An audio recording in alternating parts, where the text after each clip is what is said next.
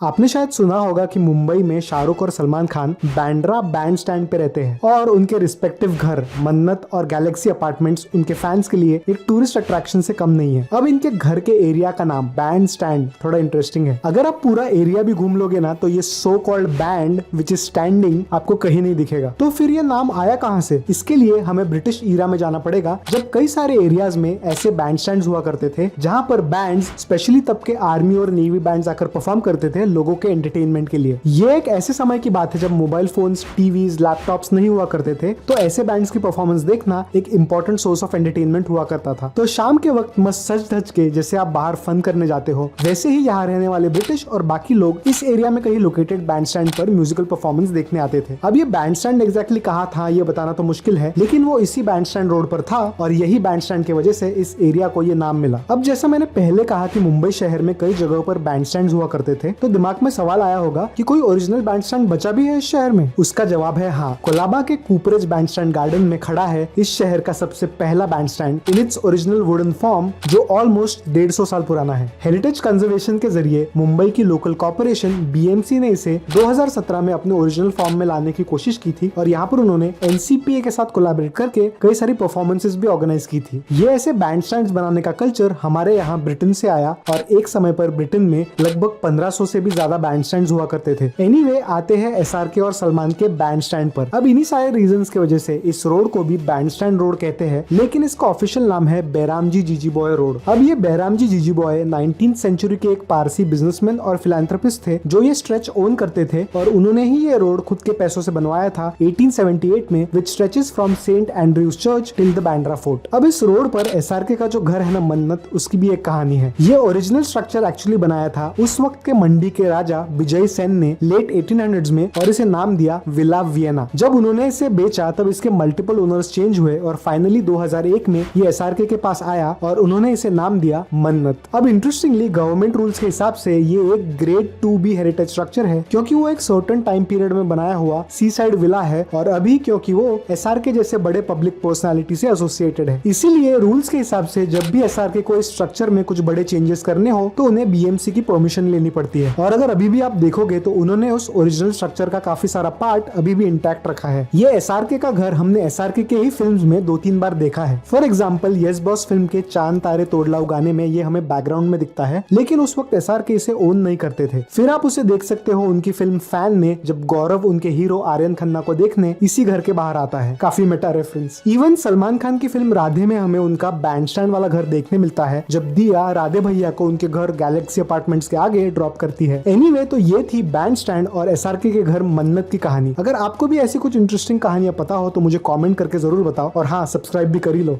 C you.